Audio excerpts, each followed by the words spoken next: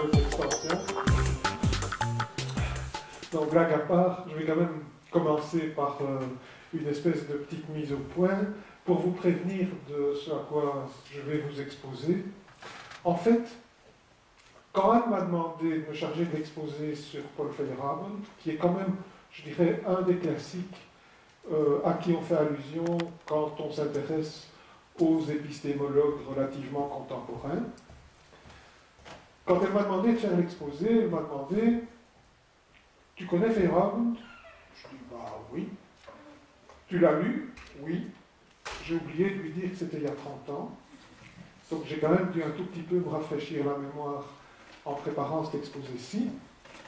Et puis, j'ai quand même eu une seconde hésitation, pas quant à l'idée de faire l'exposé, mais en me disant, malgré tout, les thèses que défend Feyerabend sont tellement, vous voyez le titre, c'est l'anarchisme épistémologique, je dirais, c'est le point d'aboutissement de la critique qui a été émise par les épistémologues et le courant le plus contemporain de l'épistémologie à l'égard des certitudes éventuelles de ce que les scientifiques peuvent essayer de mettre en avant.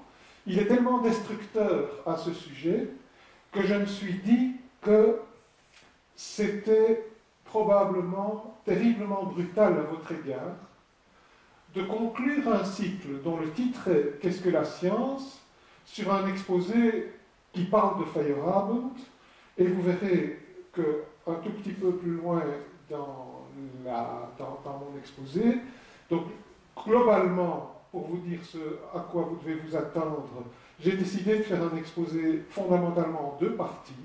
Une première partie où je réponds au cahier des charges, et donc j'essaye de présenter Feyerabend, et une seconde partie, qui sera une seconde partie peut-être un peu plus personnelle, dans laquelle je viendrai à la critique. Alors pourquoi je me suis senti obligé, je suis un peu à l'aise si vous voulez, parce que déjà, le dernier conférencier que nous avons écouté, qui était Michel Gens, et qui est venu nous parler de Kuhn, si je ne me trompe pas, a fait lui-même, si vous voulez, une partie de son exposé, les 10 dernières minutes, qui était sortant de l'exposé des thèses de Kuhn, se positionner, si vous voulez, comme un critique de Kuhn. Et donc, je vais plus loin que lui, ce n'est pas seulement les 10 dernières minutes, ce sera pratiquement la moitié de l'exposé. Mais je me sens quand même dans une certaine mesure obligé de le faire.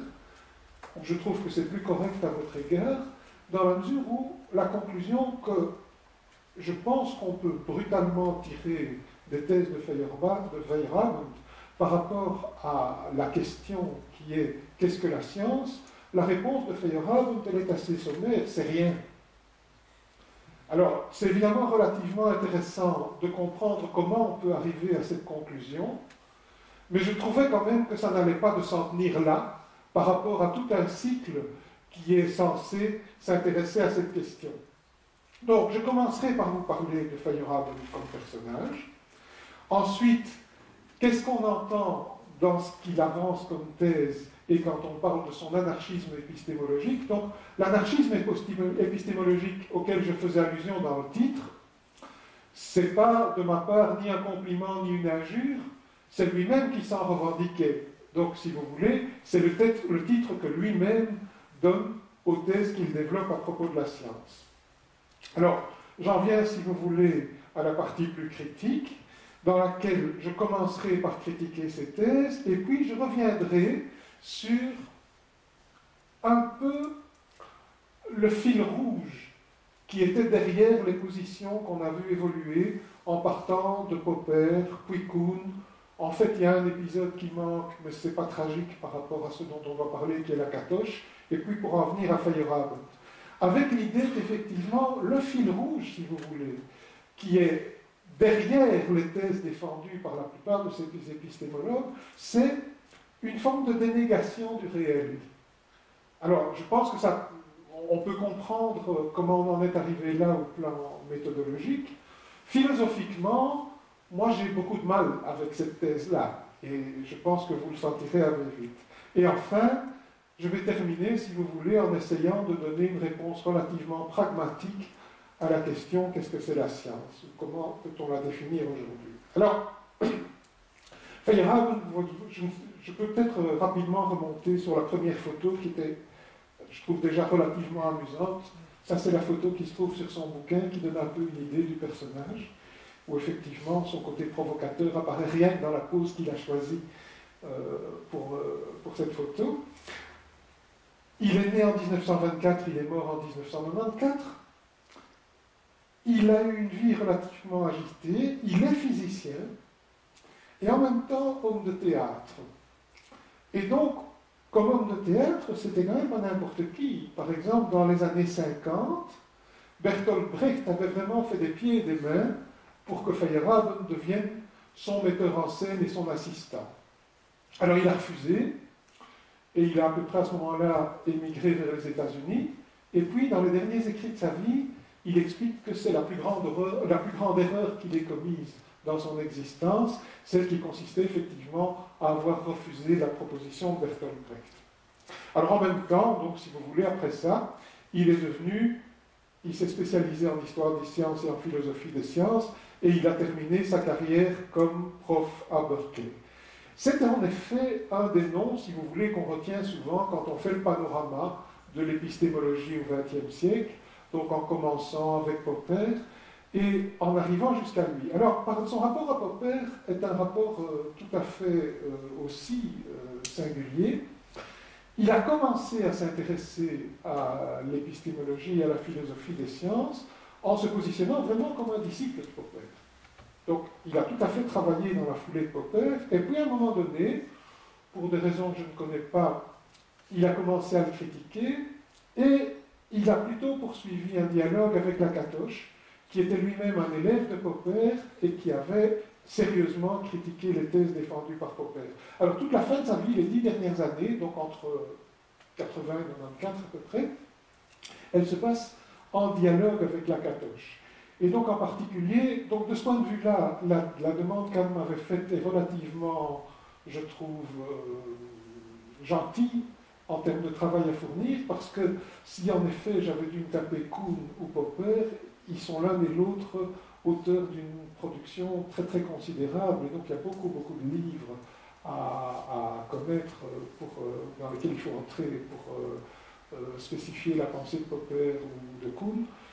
Pour l'essentiel, Feyerabend a écrit évidemment plusieurs articles, mais il y a un livre et un seul qui compte dans l'exposé de ces thèses, qui s'appelle d'ailleurs Contre la méthode. Ok, donc effectivement, le sous-titre de Contre la méthode, vous le voyez là, c'est Esquisse d'une théorie anarchiste de la connaissance. Donc en effet, c'est bien lui-même qui revendique le caractère anarchiste de cette théorie. Et donc, on peut parler de son œuvre. Alors, il y a quelques commentaires, si vous voulez, qui sont intéressants de ce point de vue-là, et qu'on peut prendre comme une espèce de prémisse ou d'avant-goût par rapport à ce que je vous ai annoncé, qui était sa conclusion finale, à savoir rien pour la science.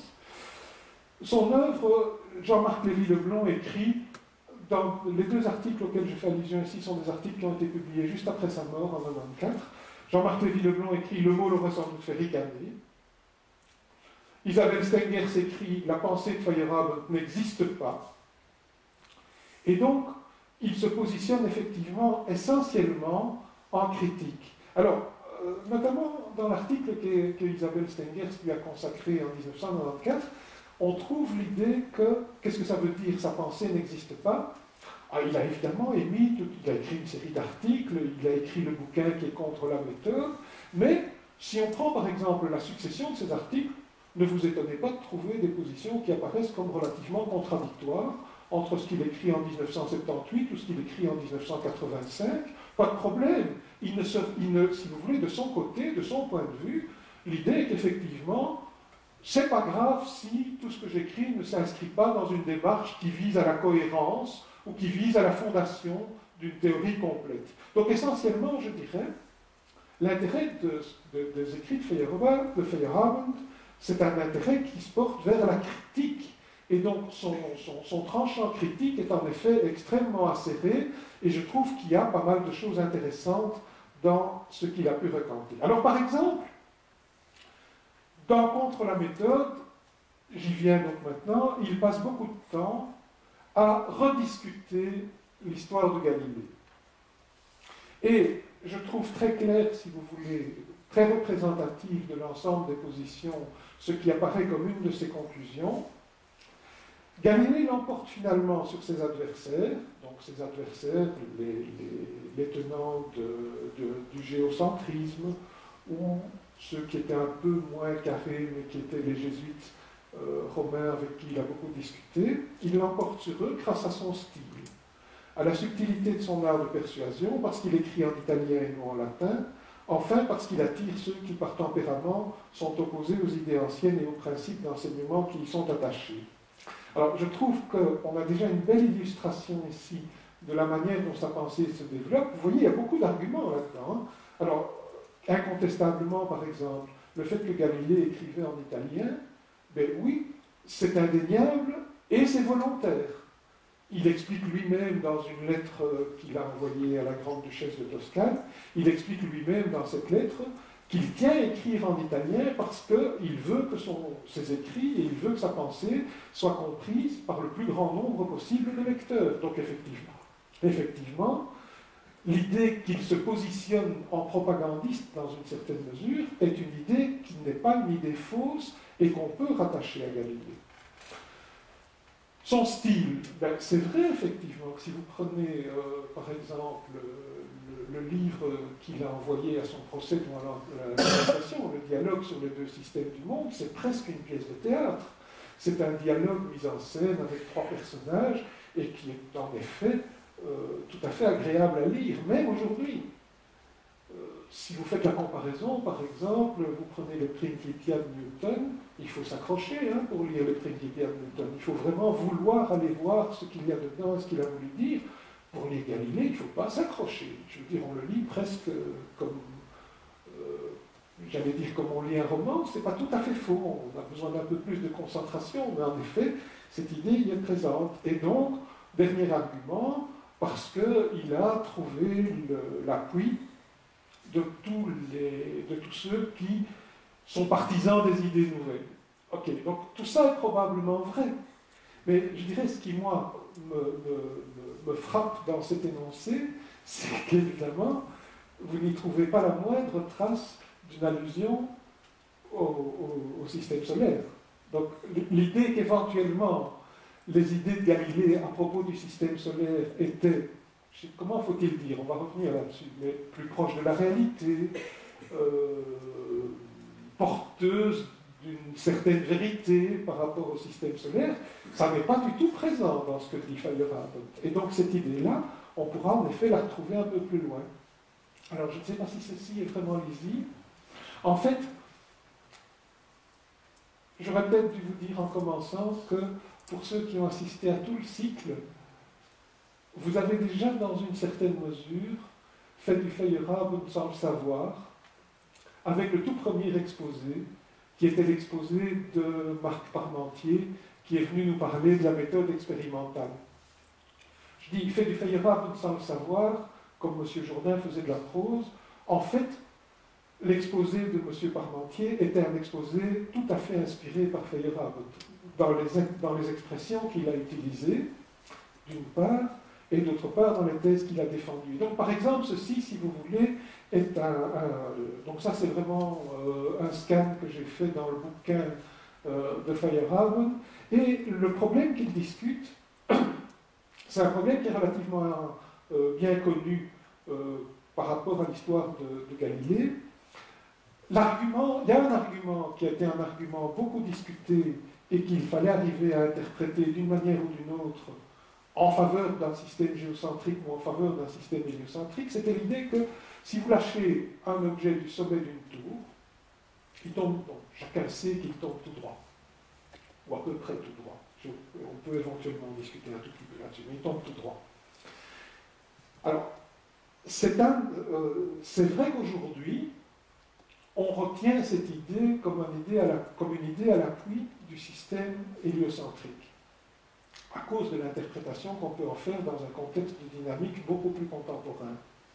En réalité, Feyerabend, si vous voulez, montre que selon le choix du paradigme, c'est-à-dire je dirais, du contexte de la grille de lecture qu'on utilise pour s'intéresser à ce fait, on aboutit à des conclusions radicalement opposées. Donc, colonne de gauche, colonne de droite.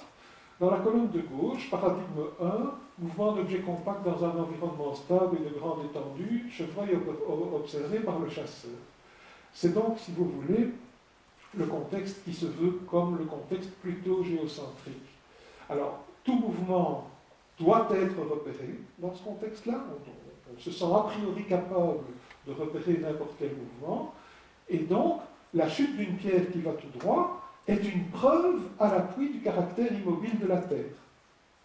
Parce que si la Terre était en mouvement, la pierre tombant tout droit, on peut calculer la distance que le point d'arrivée qui se trouve au bas de la tour devrait, la distance dont elle devrait se déplacer, c'est pas 3 mm. Hein. Si on fait le calcul par rapport à la vitesse de la rotation de la Terre sur elle-même, c'est quelques centaines de mètres. Donc on aboutit à l'idée que la Terre se déplaçant de quelques centaines de mètres, l'objet tombant tout droit, la Terre ayant bougé, on devrait retrouver l'objet à 300 mètres ou à 400 mètres de la base de la tour. Donc la Terre ne tourne pas. Et donc, paradigme plutôt du côté héliocentrique, mouvement relatif, et c'est le seul qui est opérant.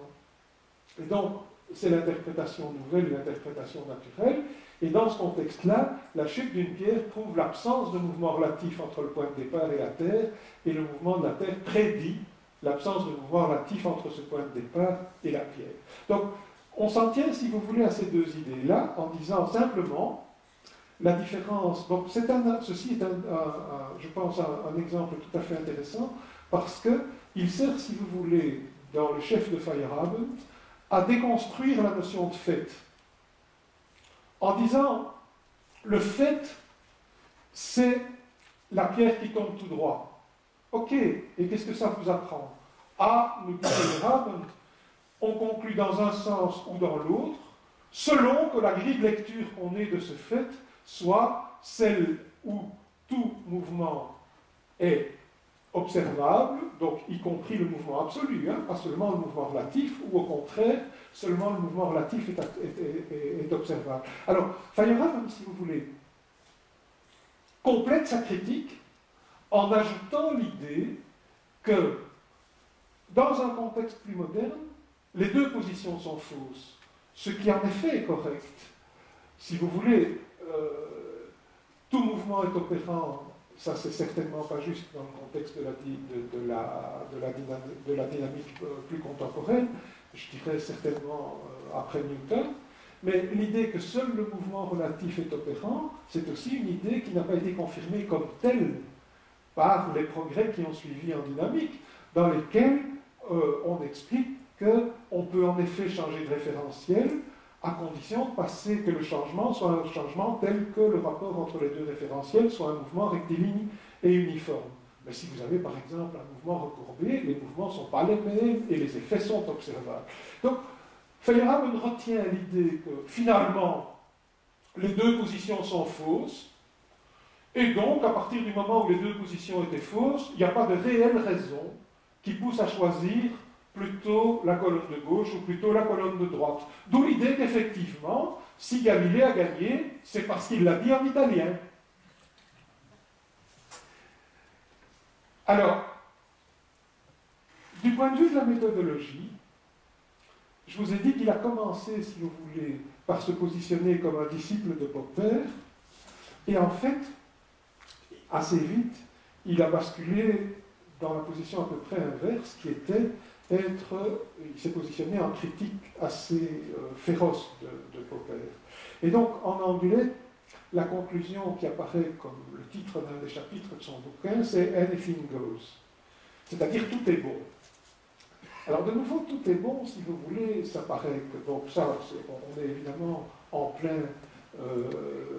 dans les raisons qui le poussent à se définir comme un anarchiste.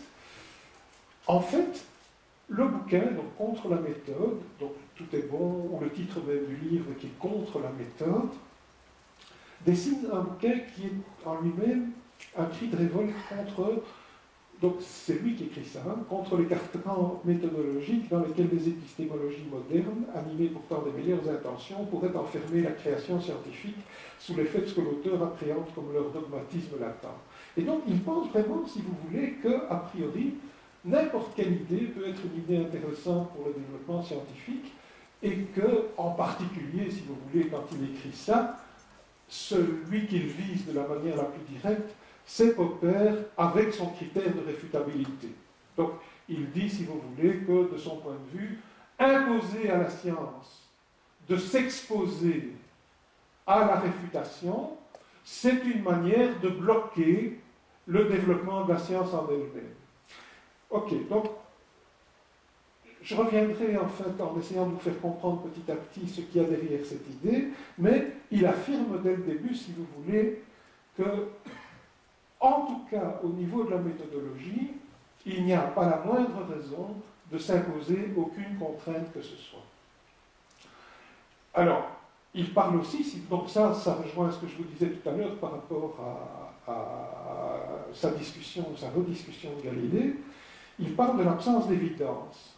Et donc, ce qu'il dit, c'est, au moment où l'astronomie, donc toujours dans sa discussion Galilée, l'astronomie pré-copernicienne, donc Ptolémée, si vous voulez, hein, était en difficulté, confrontée à des réfutations et des invraisemblances, la théorie copernicienne, la nouvelle, se trouvait dans une situation plus difficile encore, confrontée à des réfutations et des invraisemblances encore plus radicales, mais elle se trouva renforcée et l'emporta finalement parce qu'elle était en harmonie avec d'autres théories encore plus inadéquates, les réfutations étant déjouées par des hypothèses ad hoc et par d'habiles techniques de persuasion.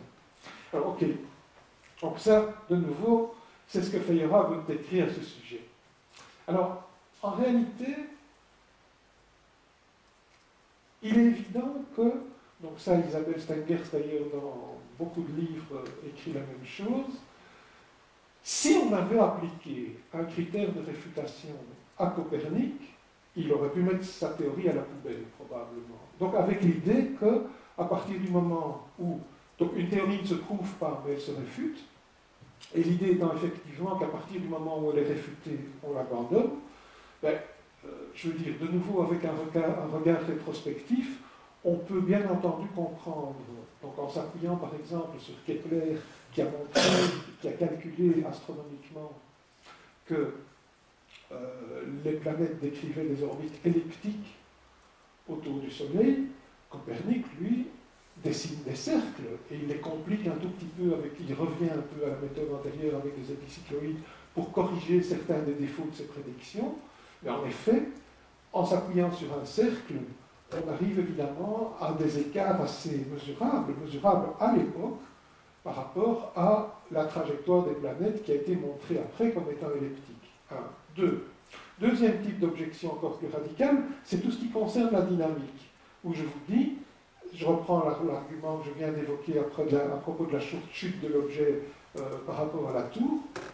En effet, la dynamique de Galilée n'était certainement pas encore mûre, ou en tout cas pas encore au point par rapport à ce que Newton en a fait à peu près une petite centaine d'années plus tard, etc., etc. Et donc, deuxième argument, il n'y a en effet, au moins à l'époque de Galilée, aucune évidence qui pousserait à lui donner raison contre les aristotéliciens. Alors, ceci est aussi tout à fait... Donc je vous dis, il y a une série de critiques qui sont formulées par Feyerabend et que je trouve en effet intéressantes au sens où elles méritent qu'on s'y arrête et qu'on les discute. Dans ce qu'il écrit aussi, la démonstration de Galilée est complètement circulaire. En un sens, si vous voulez, quand on dit circulaire, et ça c'est un écrit d'un contemporain qui est Franz Hammer, le Nuncius, qui est un des ouvrages de Galilée, contient deux inconnues, l'une résolue par l'autre. Alors, qu'est-ce que c'est les deux inconnues? C'est d'un côté le système solaire et de l'autre côté la lunette. Alors en effet, si vous voulez, on peut se poser des questions à ce sujet. Je ne sais pas si vous avez déjà eu l'occasion de poser un œil dans les lunettes qui étaient celles que Galilée utilisait. Je l'ai fait à une occasion quand on a visité le musée des sciences à Florence, et en effet, le moins qu'on puisse dire, c'est que quand on essaye de tirer des conclusions sur ce qu'on voit dans les lunettes de cette époque, on pourrait presque dire qu'il faut la foi du charbonnier pour tirer des renseignements tout à fait intéressants. Autrement dit, pour le dire autrement, la lunette est tellement mal foutue qu'elle provoque plein d'aberrations, qu'il y a plein de renseignements parasites qui viennent à travers cette lunette. Et donc, ce que dit Feyerabend à ce sujet, c'est que c'est la conviction de Galilée par rapport à ce qu'était le système solaire qui lui a donné la capacité d'éliminer ce qui en réalité apparaissait à ses yeux comme des parasites, mais qu'effectivement, si on n'avait pas cette conviction, on pouvait tout aussi bien se dire qu'on ne voyait pas grand-chose. Alors, je trouve l'argument personnellement forcé, notamment, par exemple, la découverte des satellites de Jupiter est un élément qui apparaissait comme visible dans sa lunette. Donc, dire on ne voyait rien dans sa lunette, je pense que c'est un argument excessif. Mais c'est vrai que, par rapport aux discussions contemporaines, on a parfois l'impression que, d'un côté, il y a l'évidence de ce qu'on peut voir dans la lunette, et d'un autre côté, il y a l'obscurantisme de tous ces adversaires qui étaient opposés à l'idée qu'on puisse défendre un système héliocentrique. C'est plus compliqué que ça, en tout cas, si vous voulez, à l'époque qui est celle de Galilée. Donc, de nouveau, cette puissance critique a du contenu et permet de pousser la réflexion plus loin. L'autre idée qui me paraît tout à fait intéressante, qui est la conclusion de ce que Feyerabend tire, de ce qu'il a raconté à propos de la tour et surtout à propos du caractère circulaire de sa démonstration, c'est l'idée qu'il faut, donc c'est une charge contre la méthodologie, contre les contraintes méthodologiques. Il dit il faut à tout prix protéger la nouveauté. Et là, je dois dire que je le suis. Donc, quand je dis il faut à tout prix protéger la nouveauté, ou quand il dit il faut à tout prix protéger la nouveauté, l'idée qu'il y a derrière cette protection, je dirais, elle rejoint dans une certaine mesure ce qu'on pourrait envisager comme des attitudes protectionnistes par rapport à des économies émergentes. Il y a des tas de pays qui décident, si vous voulez, pour se permettre d'arriver à une économie qui soit éventuellement performante, qui n'hésitent pas, en effet, à prendre des mesures résolument protectionnistes. Et bien, ceci, c'est exactement dans la même idée. L'idée, c'est de se dire, ben, évidemment, au niveau de l'élaboration de théorie et pas au niveau de l'économie, mais l'idée, c'est qu'en effet, au moment où des nouvelles théories sont émises, si on les confronte immédiatement à l'exigence de réfutation brandie par Popper, on va tuer des théories qui éventuellement sont capables d'apporter des nouveautés tout à fait intéressantes du point de vue du développement de la science. Et donc, il explique ici que, en revenant encore une fois à la discussion autour de Galilée, les sciences auxiliaires qu'il appelle adjacentes n'étaient pas suffisamment développées. Alors, les sciences adjacentes, dans son cas, à quoi fait-il allusion? D'une part, à ce que je viens de vous dire à propos de la lunette, c'est-à-dire l'optique. Et c'est vrai que l'optique, si vous voulez, a commencé à se développer à peu près à son époque, mais les vrais progrès de l'optique sont nettement postérieurs, datent largement du XVIIIe siècle, pas du XVIIe. Donc, l'optique du XVIIe reste encore une optique très, très, très élémentaire. Donc, l'idée de pouvoir faire la part des choses entre les parasites et les renseignements significatifs dans la lunette était en effet, si vous voulez, pas facile à faire dans la mesure où la théorie optique n'était pas développée. Et l'autre point qui a un peu le même statut, c'est l'autre point auquel j'ai fait allusion précédemment, c'est la dynamique. Et donc la dynamique, si vous voulez, elle a fait des progrès tout à fait résolus une petite centaine d'années plus tard avec Newton. Au point qu'en effet, si on relit la manière dont Galilée envisageait le mouvement d'inertie, je crois qu'il est relativement clair que dans la tête de Galilée, le mouvement circulaire pouvait ou était inertiel. En fait, il a une telle horreur de l'interaction à distance, de la notion même de l'interaction à distance, qu'il lui apparaît comme une résurgence de la pensée magique qu'il s'efforce de combattre, Donc il a une telle horreur de l'idée de la force à distance qu'il la refuse. 100 ans plus tard, Newton n'est pas beaucoup plus enthousiaste à l'idée de la force à distance. Ça lui fait presque autant de problèmes, mais la différence, c'est que Newton dit « Ok, moi je l'accepte, j'en ai besoin, si vous voulez, pour expliquer... donc, parce que les seuls mouvements inertiels sont des mouvements rectilignes dans un système de référence qui est lui-même un système d'inertie. C'est pas toujours simple à expliquer comment on définit un système d'inertie. Newton ne le fait pas trop. Mais il dit, dans un système inertiel, le seul mouvement spontané, naturel, c'est le mouvement rectiligne. Or, les planètes, évidemment, ne vont pas en ligne droite. Donc, j'ai besoin d'une force pour expliquer pourquoi elles tournent.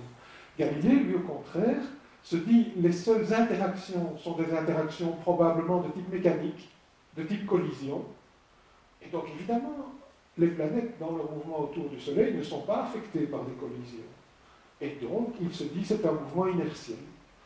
Donc, de ce point de vue-là, effectivement, Feyerabend a raison quand il dit que les conceptions de Galilée, les conceptions dynamiques qui étaient derrière l'œuvre de Galilée, si on les avait traitées avec la brutalité que Popper exige à l'égard des nouvelles théories, c'est-à-dire la réfutation, la seule chose qu'on aurait pu dire, c'est faux et poubelle. Alors qu'effectivement, l'idée que Feyerabend met en avant, c'est pas si vite, s'il vous plaît. Ces idées nouvelles ont besoin de temps pour pouvoir être raffinées, précisées, perfectionnées, et pour voir si éventuellement elles sont capables ou non de rencontrer les objections qui lui sont faites. Donc, tout est bon. Je reviens encore sur cette expression. Et donc, dans l'Adieu à la raison qu'il a écrit en 1987, il écrit « Je n'ai que mépris pour tous les beaux programmes de mise en esclavage des gens au nom de Dieu, ou de la vérité, ou de la justice. » Alors, j'ai placé cette citation ici, avant de passer à la suite, parce qu'effectivement, je peux faire marche arrière si vous voulez pour la revoir, on se trouve à ce moment-là, si vous voulez, confronté à la définition de ce qu'on peut appeler son anarchisme. Une phrase comme celle-là est effectivement une phrase qui, pour moi, évoque quelque chose qui n'a plus rien à voir avec l'épistémologie et avec l'histoire des sciences, mais qui est une des tendances de l'anarchisme. Alors c'est vrai que c'est relativement divers. S'il y a bien un courant de pensée qui est peu unifié, c'est au moins cohérent avec sa définition, c'est l'anarchisme. Et en particulier, la phrase que je vous ai montrée de Feyerabend rejoint un écrit qui est beaucoup plus vieux, évidemment, enfin plus vieux que Feyerabend, qui est un écrit de Max Stirner. Max Stirner, il est considéré aujourd'hui comme un des fondateurs d'un des courants de l'anarchisme. En fait, si vous voulez, pas du tout le courant de l'anarchisme qui s'est inscrit dans le mouvement ouvrier et qui après a donné Bakounine ou par exemple les syndicats anarcho-syndicalistes, mais au contraire un anarchisme strictement individuel. Il avait d'ailleurs fait l'objet de pas mal de... Il avait été la cible de Marx notamment dans l'idéologie allemande. Et donc, le texte en question de Max Stirner, c'est l'unique et sa propriété, qui est un réquisitoire contre toutes les puissances supérieures auxquelles on aliène son moi. Donc ça, c'est pas de moi, c'est de lui. Et Stirner vise principalement à ce moment-là l'esprit hegelien, l'homme feuillerbachien et la révolution socialiste, tout en une fois. Et donc, si vous voulez, il a un point de vue qui est délibérément individualiste. Alors, Feyerabend s'inscrit un peu dans la même lignée, et j'ai dépêché deux thèses qui proviennent d'un des derniers articles qu'il a écrit, qui est donc pas un bouquin. Donc l'article en question s'appelle « Thèse sur l'anarchisme épistémologique ». Alors, lui-même, parfois, à la fin de sa vie, a un tout petit peu changé l'appellation. Il a dit finalement, probablement parce qu'il trouvait qu'anarchisme était trop général, et il préférait se qualifier de dadaïste. Donc, je reviendrai éventuellement peut-être là-dessus, à moins que ce soit dans celle-ci. Donc voilà. De nouveau, la foi en la science est partiellement justifiée par le rôle révolutionnaire que la science a joué au XVIIe et XVIIIe siècle, alors que les anarchistes prêchaient la destruction, les scientifiques démolissaient le cosmos harmonieux des époques antérieures, ils éliminaient le savoir stérile, transformaient les rapports sociaux et assemblaient peu à peu les éléments d'un nouveau type de savoir, vrai et bénéfique aux hommes.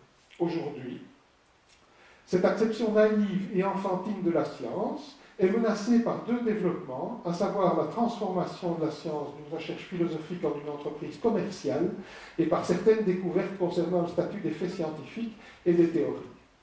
Donc, vous voyez le parallèle qui est dans sa charge à boulet rouge. Il y a deux volets. Hein. Il y a une charge contre l'évolution de la science comme institution, et d'autre part, contre l'épistémologie, et en particulier celle de Popper. Alors, toujours dans le même article, les règles de conduite du scientifique dadaïste, donc de nouveau, c'est lui qui l'écrit. Il peut faire appel à la raison, ou bien à l'émotion. Il peut décider d'agir violemment, ou bien de façon pacifique. Son passe-temps préféré, c'est le sien en tout cas, est de confondre les rationalistes en inventant des raisons contraignantes à l'appui de doctrines déraisonnables. Donc ça, c'est à la limite du gac. Hein. On se moque des gens quand on fait ça. Il n'existe pas de conception, quelle qu'en soit l'absurdité ou l'immoralité, dont il refuse de la prendre en compte ou d'agir sur elle, pas plus qu'il n'existe de méthode qu'il considère comme obligatoire. Il ne s'oppose catégoriquement et absolument qu'aux normes universelles, aux lois universelles, aux idées universelles telles que vérité, justice, honnêteté, raison et au comportement qu'elles engendrent. Donc là, on est tout à fait, si vous voulez, dans la lignée des affirmations anarchistes individuelles, par exemple, d'un Stirner. Donc, c'est clair quand on voit ce genre d'affirmation qu'en effet, il n'y a pas une. Donc, il conclut en confirmant que vous seriez bien en peine de désigner une seule règle méthodologique qui n'ait à l'occasion inhibé la science et pas un seul geste irrationnel qui ne puisse la faire avancer dans des circonstances appropriées. Donc c'est le complément de ce qu'il dit précédemment. Ok, alors, je dirais, pour commencer quand même un tout petit peu à déboucher sur le second volet, vous comprenez peut-être pourquoi j'avais préféré ne pas vous laisser simplement sur un long exposé avec ce genre de thèse à expliciter le plus en détail possible. Dans le même article sur les thèses sur l'anarchisme épistémologique, Feyerabend plaide pour la séparation de la science et de l'État. C'est évidemment un argument qui est tout à fait calqué sur la vieille revendication de la séparation de l'Église et de l'État, mais il l'applique à la science. Et donc, il s'appuie sur l'idée, enfin, il avance l'idée que toutes les traditions devraient avoir les mêmes droits et le même accès au pouvoir. La science devrait être soumise à un contrôle démocratique, aussi bien celui des domaines de recherche fixés par des élections populaires, mais aussi les suppositions et les conclusions de la science, à superviser par des comités populaires. Donc là, il va de plus en plus loin, je pense, dans la provocation. Et enfin, les principes des citoyens sont premiers et les décisions doivent se prendre sur base de ces principes. Les philosophes et les scientifiques sont faillibles et leurs préjugés ne doivent pas plus à la science que ceux du citoyen. Donc, il faut évidemment prendre la mesure de ce que ça veut dire quand on dit séparer la science et l'État. On en vient à l'idée qu'en effet, l'enseignement en particulier ne devrait pas s'appuyer sur la science. Ok. Donc, c'est là qu'on en est. Et vous voyez, oui, j'en suis à peu près à ce que j'avais prévu. Après, tout est bon, il ne reste rien de la science. Personnellement, si vous voulez, j'en arrive même qu'à partir, en ayant lu Feyerabend et en ayant... Donc, je ne voudrais pas non plus tomber dans la caricature, et donc je continue à avancer l'idée que sa critique est intéressante. Donc, les arguments qu'il avance pour critiquer toute une série d'autres positions sont loin d'être des arguments absurdes ou non rationnels. Donc il mène une discussion rationnelle à propos d'une série de positions qui ont été avancées précédemment. Mais néanmoins, quand on a fini, on peut par exemple, quand dans le texte précédent que je vous montrais, on dit il y a eu des affirmations irrationnelles qui ont fait avancer la science. Oui, mais si en même temps on dit que la science n'existe pas ou qu'il n'y a pas de caractère, qu'il est impossible de définir son caractère, qu'est-ce qui a avancé? Enfin, je veux dire, qu'est-ce qui a avancé grâce à ces arguments empruntés éventuellement à une approche moins rationnelle? Donc, pour moi, là, il y a une contradiction qui est une contradiction majeure. Et en fait, pour le dire autrement, l'impression que ça me donne, donc j'abandonne maintenant la description des thèses de Feyerabend, l'impression que ça me donne, donc là je m'exprime en mon nom, c'est que, en le lisant et en le suivant, l'histoire de la science disparaît. Et en fait, la seule chose qui subsiste, c'est une controverse philosophique qui se renouvelle sans arrêt. Donc je dis, c'est une impression, mais on peut trouver des textes de Feyerabend qui vont dans ce sens-là. Par exemple, il invoque à un moment donné l'atomisme, en disant, si vous prenez l'histoire de l'atomisme, et que vous le mettez en situation avec toute l'histoire de la science, vous constaterez qu'en effet, les premiers philosophes qui ont prôné ou qui ont parlé de l'atomisme, c'était par exemple Démocrite, et puis Lucrèce, et puis ça a été abandonné, et puis c'est revenu, et puis ça a été de nouveau abandonné. Et donc, l'impression qu'il donne, c'est qu'il y a effectivement une espèce de va-et-vient sans arrêt entre les tenants de l'atomisme et, disons, les tenants d'un monde continu, quelque chose de ce genre-là. Ok, alors, si on s'en tient à cet argument-là, oui, il y a en effet eu au cours de l'histoire de l'humanité des périodes au cours desquelles les thèses atomistes avaient le vent en poupe, et d'autres, au contraire, au cours desquelles elles faisaient complètement, elles étaient mises sous le boisseau. Mais en même temps, si on compare deux périodes, si vous voulez, dans lesquelles, ou deux types de pensée, dans lesquels l'atomisme a été en effet prôné ou mis en avant. D'un côté, à l'origine, Démocrite ou Lucrèce.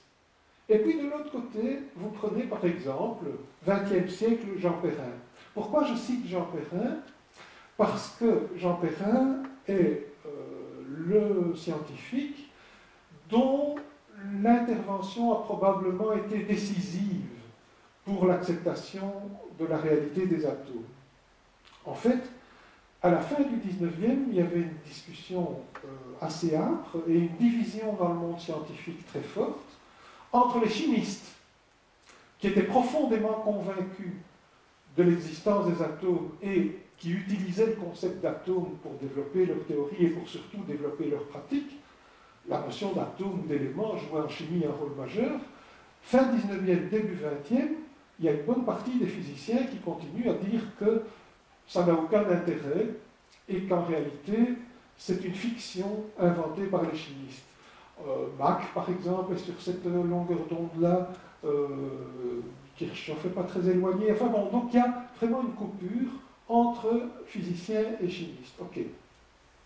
Jean Perrin, dans un papier qui est publié juste après la guerre de 14,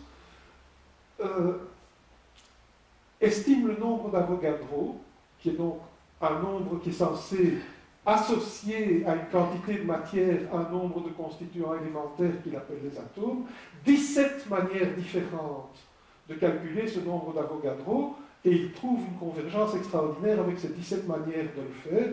Et donc, après Perrin, plus personne n'a plus jamais mis en cause le concept d'atome. Alors j'ajoute, ça c'est un premier élément, mais en même temps, si vous voulez, réduire le concept actuel d'atome à celui de Démocrite, c'est quand même aussi un peu une plaisanterie.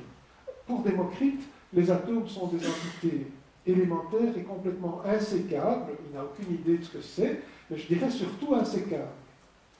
En fait, dans la conception actuelle, bien sûr qu'on parle d'atomes, oui, ce sont des éléments finis, donc en ce sens, ça s'inscrit dans le courant de pensée qui est celui de Démocrite, mais néanmoins, insécable, ben non, évidemment, c'est pas vrai. On sait aujourd'hui qu'un atome a un noyau, qu'il y a des électrons sur un atome, qu'on peut l'ioniser, qu'on peut à la limite... Enfin bon, donc c'est un des éléments qui apparaît comme constitutif de la matière, mais à l'intérieur du noyau lui-même, aujourd'hui, on parle de particules plus élémentaires. Donc, si vous voulez, au niveau cognitif, il y a une certaine mauvaise foi à ne pas se rendre compte ou à refuser de comprendre qu'il y a une réelle évolution et que la notion d'atome du XXe ou du XXIe siècle, même si elle s'inscrit dans le fil conducteur ou dans la pensée, dans le cadre de la pensée, au point de vue des idées générales, elle a quelque chose à voir avec Démocrite, établir une relation d'équivalence entre les deux me paraît complètement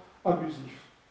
Donc, je voudrais, si vous voulez, ne pas, non, donc c'est ce que je vous expliquais en commençant, ne pas m'en tenir à cet exposé, donc par la fin de l'exposé, critiquer Feyerabend et faire une espèce de retour en arrière. Alors je dirais, si vous voulez, que mon retour en arrière, moi je vais presque le faire sur un mode poppérien, en disant la réfutation de Popper, son idée de la réfutation, c'est donc les théories ne se prouvent pas, elles se réfutent. Ok. Alors, il le fait, si vous voulez, en expliquant qu'à partir du moment où elle est réfutée, elle doit être abandonnée. Alors, je vais venir moi-même à une partie de critique de cette position sous peu, mais en même temps, si vous voulez, l'impression que j'ai, c'est que, avec la succession des épistémologies contemporaines, Popper, Kuhn, on peut citer Lakatos, je vous ai dit, c'est un disciple de Popper qui a fort critiqué Popper, mais qui a maintenu l'idée quand même qu'il existait un progrès en sciences, en faisant une différence entre les programmes qu'il appelait en voie de dégénérescence, qui ne produisaient plus de prédictions, et les programmes qui, au contraire, étaient performants. Donc, Lakatos, lui, c'est l'épisode manquant dans ce qu'on a vu jusqu'ici, Lakatos ne s'intéresse pas aux théories une par une, mais s'intéresse, si vous voulez, à l'ensemble des programmes de recherche. Donc, de ce point de vue-là, il est probablement relativement proche de Kuhn. Mais donc, je dirais, cette évolution, à mon sens, quand on voit la fin, si on prend l'argumentation de Feyerabend comme une conclusion, c'est presque pour moi la démonstration que quelque part on s'est planté dans cette démarche. Qu'il y a quelque chose qui ne va pas si on arrive à cette conclusion-là. Ok. Alors, on s'est planté dans une démarche qui est essentiellement une démarche qui a été assez généralisée au XXe siècle et qui est une démarche de type déconstructiviste. À un moment donné, si vous voulez, dans des tas de domaines différents, on a poussé en avant un tranchant critique extrêmement affûté, et je trouvais intéressant, si vous voulez, de faire le parallèle, qui vaut ce qu'il vaut, avec l'histoire de l'art. Alors, j'ai écrit ici le dodécaphonisme en musique, qui a été, je trouve, un bel exemple du même genre. Donc, si vous prenez l'histoire de la musique, dans l'histoire de la musique, il y a effectivement des règles de composition et qui sont, je dirais pour l'essentiel, qui relèvent des règles de l'harmonie. Et on a pris de plus en plus de liberté avec les règles de l'harmonie. Et donc, chaque étape, si vous voulez, de l'histoire de la musique peut être montrée comme correspondant à un élargissement et un affaiblissement, si on veut, des règles de l'harmonie. Et puis à un moment donné, au début du XXe siècle, on a poussé tellement loin qu'il n'y avait plus de règles du tout. Alors on a essayé d'inventer de nouvelles règles, et le dodécaphonisme, ou la musique sérielle, c'est effectivement la tentative vaine d'instaurer une règle complètement arbitraire et complètement nouvelle, dans laquelle on disait, sur une gamme, il y a 12 notes, donc do, do dièse, ré, ré dièse, etc. Et on construit un morceau, on compose un mouvement en étant obligé d'utiliser les 12 notes dans l'ordre qu'on veut, dans le rythme qu'on veut, mais on ne peut pas en répéter une avant d'avoir cité les 11 autres. Ok, il y a une partie de la littérature musicale qui a été construite sur cette base, et puis on a abandonné. Et puis on a abandonné parce qu'en effet, c'était une impasse. Alors dans un genre un peu différent, j'ai montré une reproduction ici, je ne sais pas si vous la voyez, c'est le carré blanc sur fond blanc de Malevich.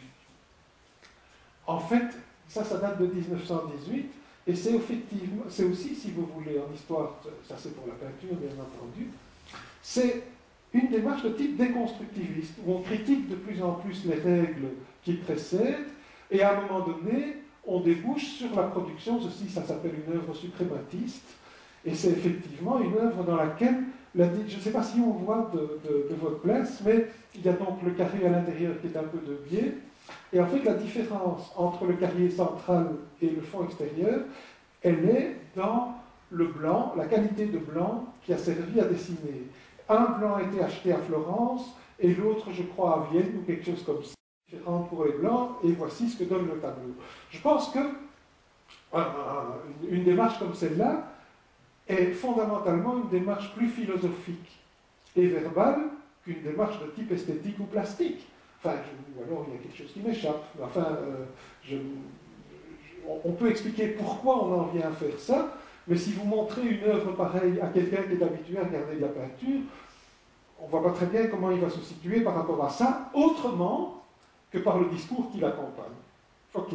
Donc, mon idée, ce par quoi je veux conclure mon exposé, mais je ne suis pas encore tout à fait à la fin, c'est l'idée qu'effectivement, quelque part, dans l'histoire de l'épistémologie, il y a un dérapage qui est un dérapage qui conduit finalement à des positions comme celle de Feyerabend.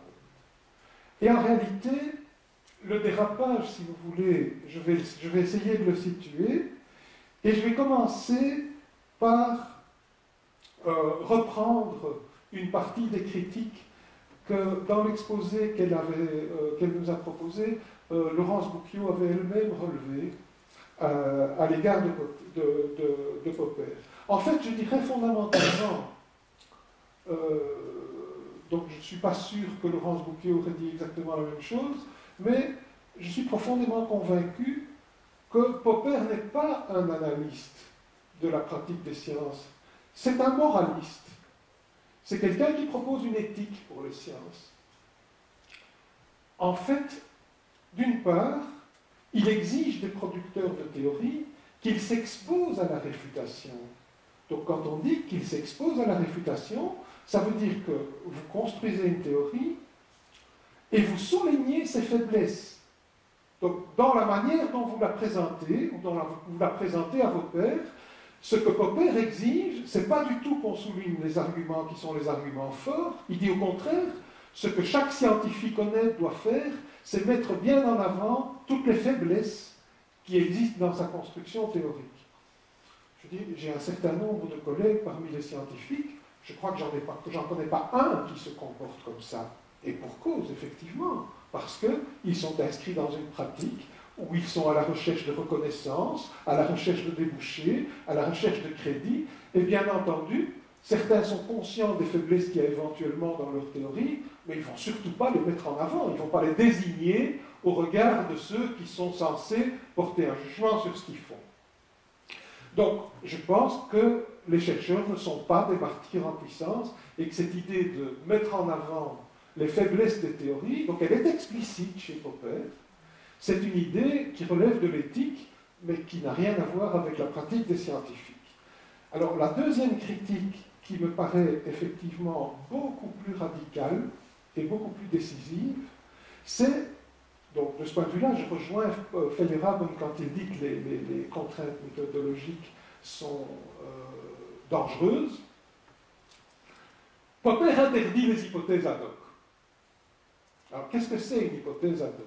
Donc, quand je dis qu'il les interdit, c'est dans le contexte de ce que j'appelle sa recherche d'une éthique, c'est l'idée que quand vous êtes confronté à une réfutation, à quelque chose qui ne fonctionne pas dans votre théorie, en fait, vous devez jeter votre théorie. L'idée de construire une hypothèse supplémentaire dont la seule fonction est de vous garantir de la réfutation à laquelle vous pourriez être soumis, ça pour Popper c'est strictement interdit. Alors je dis, tant qu'à être analyste, si vous voulez, moi j'évoque par exemple Wolfgang Pauli et l'hypothèse de l'existence du neutrino. Mais dans le détail, ce que Pauli a fait dans les années 30 avec le neutrino, c'est exactement ce que Popper dit on ne peut jamais le faire. Qu'est-ce qu'il fait, Pauli? Donc, dans le cadre de l'analyse des propriétés de la radioactivité, on trouve à un moment donné que lors d'une décomposition radioactive, on en fait le bilan au point de vue de l'énergie et de la quantité de mouvement, et c'est pas juste. Il manque, si vous voulez, un morceau. Donc, c'est en fait la radioactivité bêta qu'il analyse. On regarde l'électron qui est produit, on regarde le noyau, et en fait, il y a un morceau de l'énergie qui a disparu, qui n'intervient pas dans le bilan. typiquement, si vous voulez, pour Popper, et certains des physiciens de l'époque, dont Niels Bohr par exemple, étaient tentés par cette attitude, on dit ok, ça veut dire que la conservation de l'énergie doit être mise à la poubelle. C'est pas du tout ça qu'il dit Pauli. Pauli dit il y a sans doute une particule que nous ne pouvons pas voir et qui emporte la partie de l'énergie manquante.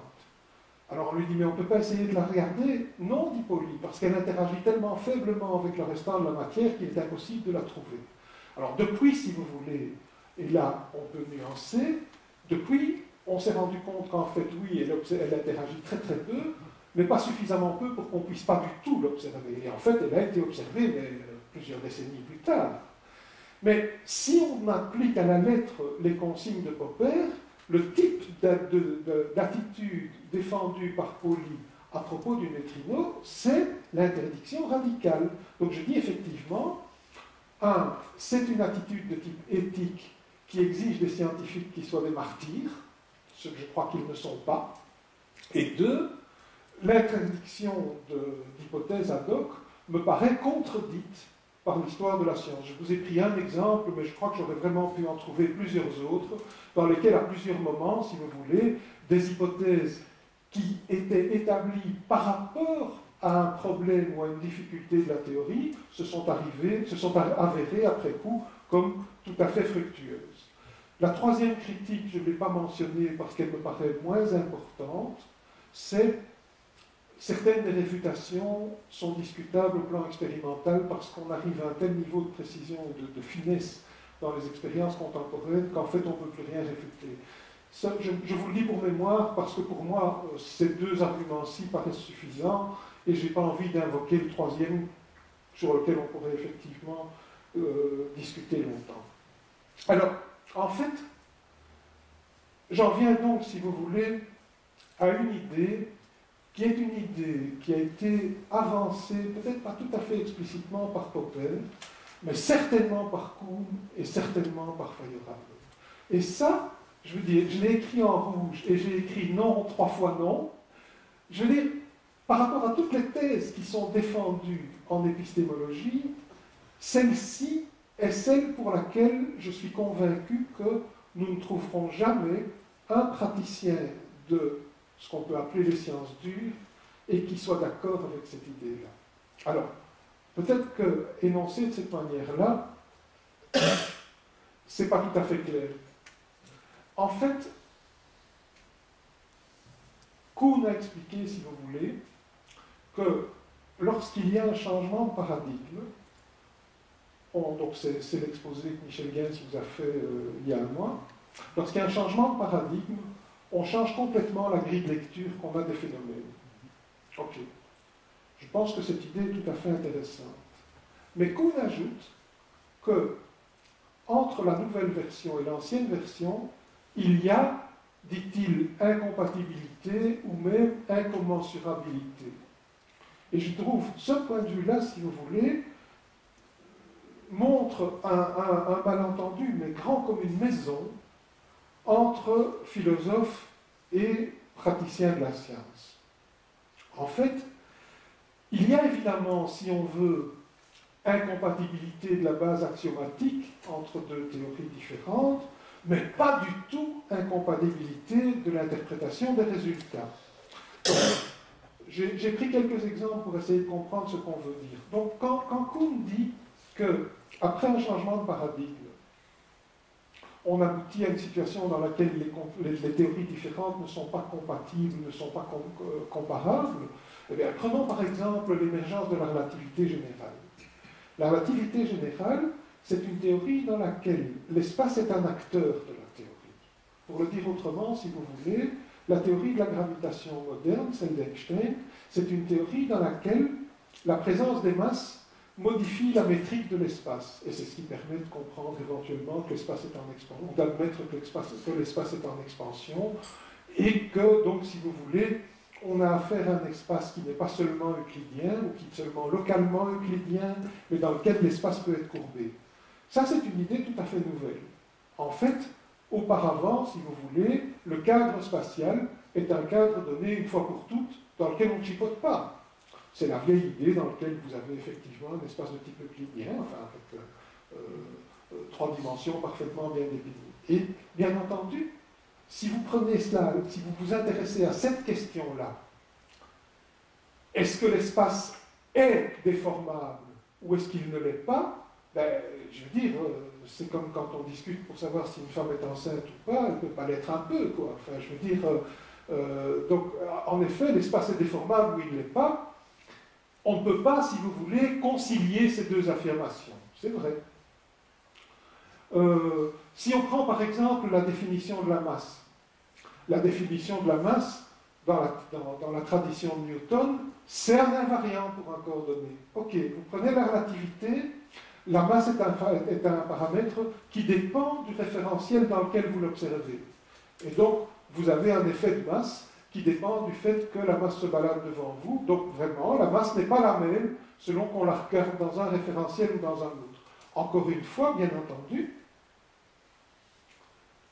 ou bien la masse est constante, ou bien elle ne l'est pas. Donc si vous vous intéressez aux prémices de la théorie, en effet, elles sont incompatibles. Oui, enfin, on n'a pas tout dit, hein, on a dit ça. En réalité, donc, je pense que pour tous les praticiens de la science, ou de la physique, si vous voulez, les sciences qui nous concernent, on montre que chaque nouvelle théorie, si vous voulez, englobe dans une certaine mesure la précédente. Et donc en particulier, si je reprends l'exemple des masses, ben, effectivement, le facteur qui fait dépendre de la masse de la vitesse de déplacement du référentiel 2 par rapport au 1, c'est quand même un facteur qui est le rapport entre cette vitesse et la vitesse de la lumière. Dans la plupart des cas, les vitesses dont on parle quand on change de référentiel sont dérisoires par rapport à la vitesse de la lumière, et donc ça ne change rien. Et donc on vous dit, si vous voulez, ok, ce genre d'effet n'est observable qu'à des vitesses colossales. Bon. Et donc, on peut parfaitement interpréter les résultats non relativistes en passant à la limite des théories relativistes. On peut faire exactement la même remarque à propos du concept de particules de position en mécanique quantique. C'est vrai qu'en mécanique quantique, la trajectoire est une notion qui disparaît. La trajectoire d'une particule bien définie comme un objet qui se déplace et qui, à un moment donné, occupe une position donnée à un moment donné, cette notion disparaît. Oui, d'accord. De nouveau, la manière d'aborder les questions physiques à partir de la mécanique quantique est effectivement très très différente de celle de la mécanique classique. Mais quand même, il existe aussi un théorème qu'il arrive qu'on démontre dans les cours, et qui est relativement simple, et qui vous dit que si vous vous intéressez à la valeur moyenne des positions qui sont celles d'une particule, vous retrouvez exactement les lois de la dynamique de Newton. Donc de nouveau, si vous voulez, ça me paraît tout à fait absurde, ou excessif en tout cas, de dire que les théories sont incompatibles, à partir du moment où on peut parfaitement montrer, par une démonstration même pas trop compliquée, que à condition de passer à la limite de la bonne manière, l'ancienne théorie est recouverte par la nouvelle. Donc, cette idée-là, si vous voulez, pour moi, c'est vraiment celle qui signe le dérapage auquel je faisais allusion tout à l'heure. C'est cette idée de l'incompatibilité qui me paraît comme une idée inacceptable pour moi. Voilà, donc ça, c'est ce que je viens de vous expliquer.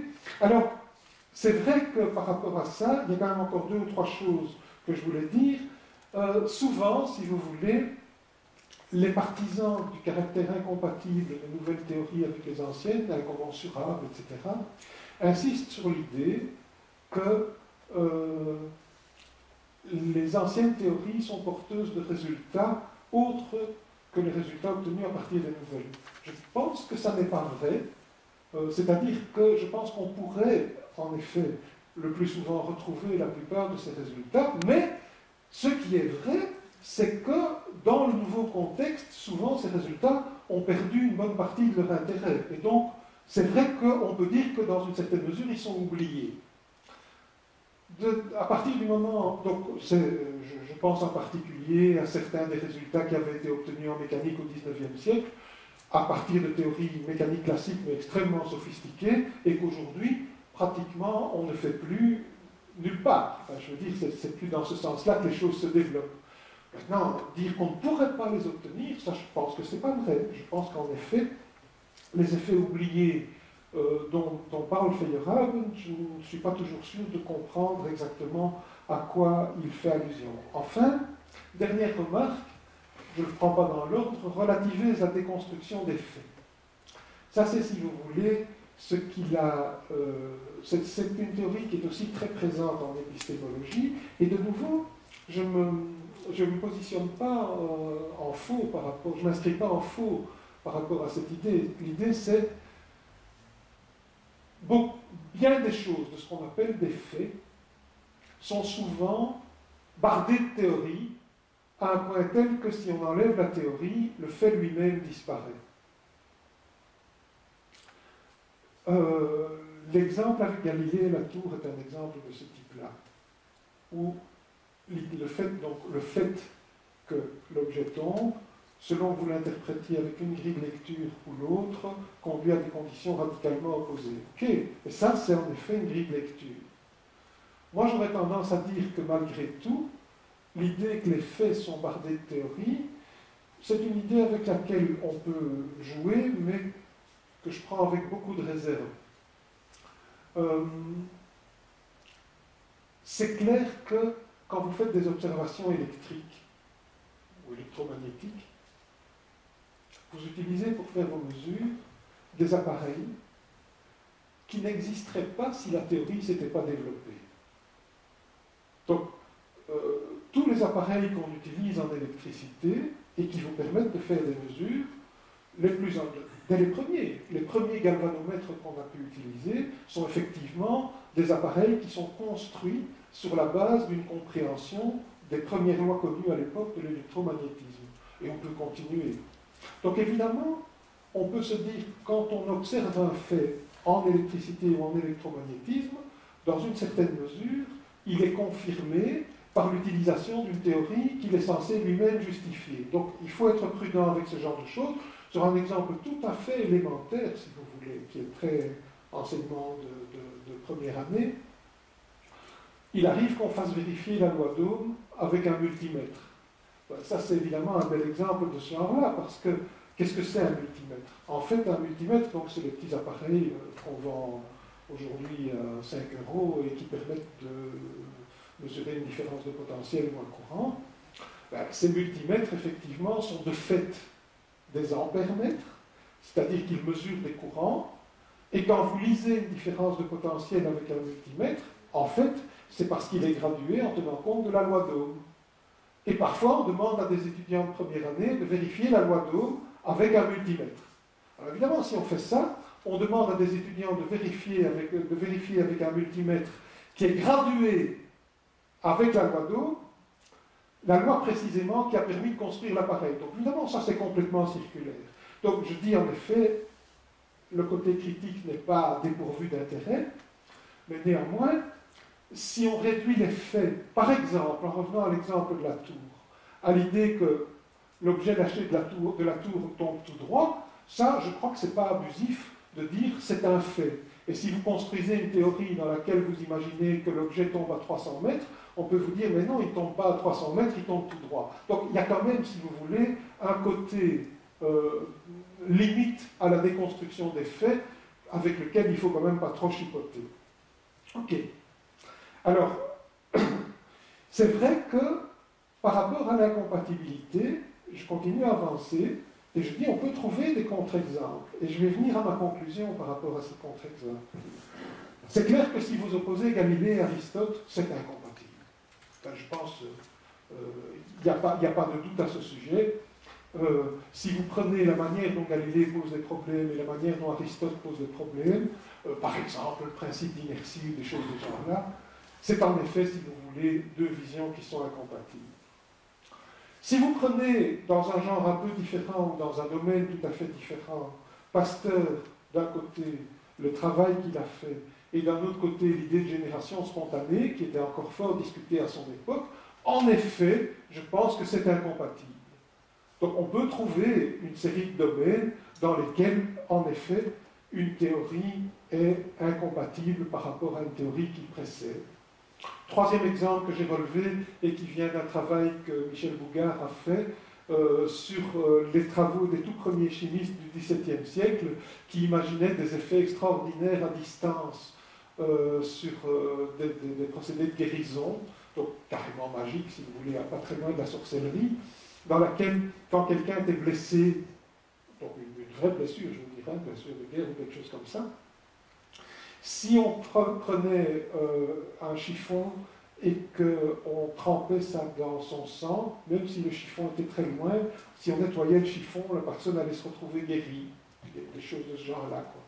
Donc, qui sont effectivement, on dirait aujourd'hui, des superstitions, des choses de ce genre-là. Donc, c'est vrai que ça a évolué, mais en effet, ce genre de théorie avec tous les guillemets que vous voulez, est effectivement incompatible avec une vision plus moderne. Alors, j'en viens, si vous voulez, à la conclusion que je tire de mes deux points de vue. Donc, le premier qui était, je réfute l'incompatibilité absolue en termes de changement de paradigme, en pensant par exemple à physique classique et mécanique quantique ou relativité. Et je pourrais faire la même chose, si vous voulez, en termes de biologie. Je crois que les progrès qu'on peut avoir faits en biologie moléculaire ne sont pas incompatibles ou contradictoires avec le début des théories de la génétique, par exemple, qui pourtant ne posaient pas les problèmes exactement dans les mêmes termes. Par contre, ici, je vous donne quelques exemples de théories que je considère en effet comme incompatibles. Et donc, moi, la conclusion que j'en tire, c'est qu'il y a quand même quelque chose qui relève d'un basculement entre idéologie et science. Mais que ce basculement n'est pas réductible à un changement de paradigme. On peut parfaitement avoir des changements de paradigme à l'intérieur d'un développement scientifique. C'est l'exemple que je vous donne avec physique classique et mécanique quantique, ou avec la relativité, ou avec l'émergence de la biologie moléculaire contemporaine, des choses de ce genre-là. On peut parfaitement avoir un changement de paradigme qui reste compatible avec les théories précédentes. Par contre, dans l'histoire de la plupart de ces disciplines, on se retrouve effectivement confronté à un basculement qui est un basculement décisif. Pour moi, en physique, il est avec Galilée. Et de ce point de vue-là, les insuffisances de Galilée quant à la théorie de la dynamique ne sont pas décisives. En effet, je suis tout prêt à suivre Feyerabend quand il dit qu'il faut laisser une nouvelle théorie le temps de s'asseoir. Mais oui. Et donc, éventuellement, les conséquences de ce basculement peuvent en effet, si vous voulez, se révéler seulement plus tard. Donc ce n'est pas nécessairement un point de vue qui est un point de vue tout à fait daté en disant du jour où le dialogue sur les deux systèmes du monde a été publié, c'était fini et on est passé dans la science. Non, c'est évidemment plus compliqué que ça.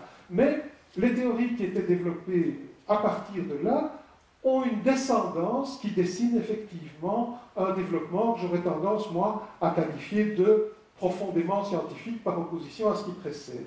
Alors évidemment, il y a quelque chose qui est aussi paradoxal, c'est qu'à un moment donné, si vous voulez, aussi bien Feyerabend que Isabelle Stengers, qui s'inscrit quand même largement, je trouve, dans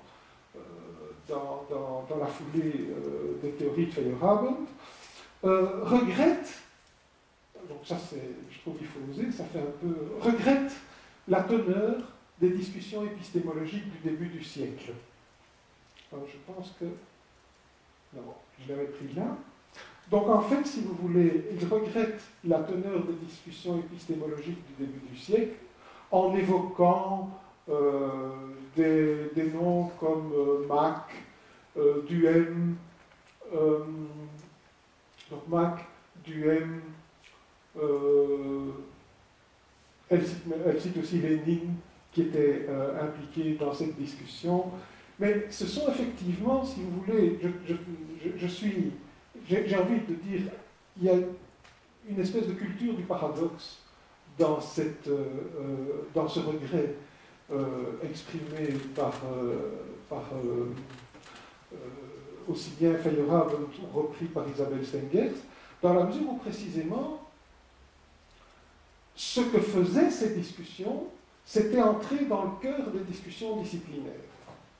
Donc, tous ces savants, comme Duhem, comme Mach, si vous voulez, entraient réellement dans le cœur de la discussion de quel est le concept de la matière, par exemple, que les physiciens mettent en avant. Et ça, c'est en effet ce que les épistémologues contemporains refusent de faire, et refusent vraiment par principe, en mettant en avant des discussions de type exclusivement méthodologique. Alors, dans la mesure où effectivement Feyerabend se place dans la même ligne, j'ai un peu tendance à dire que ça fait un peu l'hôpital qui critique la charité, comme disent mes enfants. Donc c'est vraiment un peu curieux parce qu'ils sont pratiquement parmi les philosophes qui ont largement impulsé ce genre d'attitude. Donc il y a effectivement, à partir de l'idée de ce basculement, une vraie difficulté. Donc je ne sais pas trop comment je dois me situer par rapport à vous en disant ça, parce que bien entendu, du côté des recherches méthodologiques, Popper en particulier, il avait l'ambition de définir un ou plusieurs critères qui permettraient de qualifier une création intellectuelle, une théorie, de scientifique ou pas. Alors que, bien entendu, ce que moi je suis en train de vous dire ici, c'est que ce critère n'existe pas. Enfin, en tout cas, personnellement, je n'y crois pas du tout. Par contre, c'est tout le développement des sciences qui, en effet, permet a posteriori de se dire, oui, tout compte fait, le basculement est apparu, ou au contraire, il n'est pas apparu. Et ce qui me renforce dans le sens de ma conviction, c'est qu'effectivement, sur la plupart de ces grandes discussions, j'ai repris l'exemple des atomes, je suis profondément convaincu qu'il n'y aura pas de retour en arrière sur l'existence ou l'idée des atomes au sens où elle s'est développée depuis Perrin. Oui, peut-être qu'on fera des théories plus précises sur qu'est-ce qui est stable, comment on peut les construire, etc. Mais sur l'idée même que les atomes sont constitués de noyaux chargés positivement, d'électrons qui tournent autour, enfin, je pense qu'on ne reviendra pas. Enfin, je suis évidemment incapable de vous démontrer ça, mais pour moi, c'est une conviction vraiment extrêmement forte et qui est basée quand même sur une pratique scientifique qui a aujourd'hui à peu près un siècle. Ok. Et donc, par rapport à tout ça, on en arrive à l'idée que finalement, qu'est-ce qui reste? Ben, ce qui reste, c'est une espèce de définition sociologique de la science. Alors, je vous dis tout de suite, cette définition sociologique, elle est extrêmement light. Donc par rapport, par exemple, aux ambitions qui étaient celles de Popper, qui est probablement le dernier qui a vraiment été à un moment donné à la recherche d'un critère qui aurait été un critère décisif, quand on dit une définition de type sociologique, c'est d'ailleurs ce que Lévy-Leblond propose lui-même, c'est il y a des institutions et on fait de la science à partir du moment où ces institutions existent et reconnaissent qu'on est en train de faire du travail scientifique. Alors je dis évidemment, c'est extrêmement light et par certains côtés effectivement dangereux. Lévy-Leblond donne deux exemples de dérapage qui sont intéressants. Dans lequel il propose, donc le premier qu'il a évoqué, c'est la localisation de l'enfer. Alors en effet, si vous voulez, je dis l'idée est intéressante parce que ça prend place à une période, donc au début du XVIIIe siècle, où Galilée est déjà mort depuis longtemps, et les travaux de Newton existent. Whiston appartient à l'institution, c'est le successeur de Newton. Donc il est professeur lucasien, ça s'appelle, il était à Cambridge, et donc il a fait toute une série de calculs, donc avec les moyens de l'époque, qui le poussaient à la conclusion que, décidément, le centre de la Terre, comme destination, comme lieu de localisation de l'enfer, était en effet trop petit. Et c'était difficile d'imaginer que ça brûle suffisamment pour punir comme il fallait tous les pécheurs qui étaient envoyés en enfer. Par contre, à l'époque, on avait repéré la comète de Halley, et ils trouvaient vraiment ça, c'était une bonne idée pour mettre l'enfer, parce que sur une comète, vous passez brutalement du très chaud au très froid, ça ne doit pas être très comique de vivre là-dessus, etc., etc.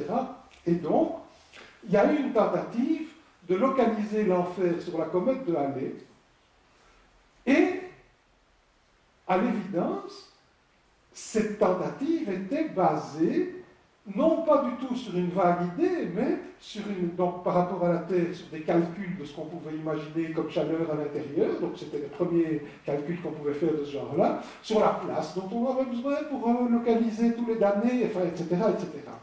Et donc, je vous dis, c'est un travail qui a été mis en avant et réalisé par quelqu'un qui était le successeur de Newton à Cambridge.